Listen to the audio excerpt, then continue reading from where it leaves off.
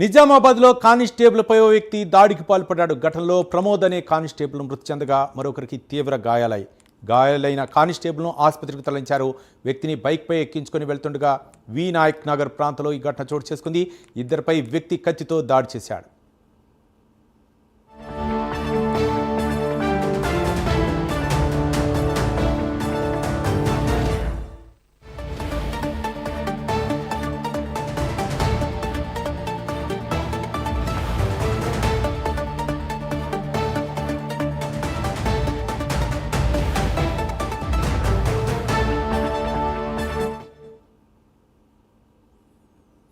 అనకాపల్లి జిల్లా లంకెలపాలెం కోడెలో బొగ్గు లారీ బోల్తా పడింది. ఆంజనేయ స్వామి గుడి వైపు లారీ ఒరిగింది. ప్రమాద సమయంలో ఎవరూ లేకపోవడంతో ప్రమాదం తప్పింది. క్రేన్ల సాయంతో లారీని పోలీసులు పక్కకు తీశారు.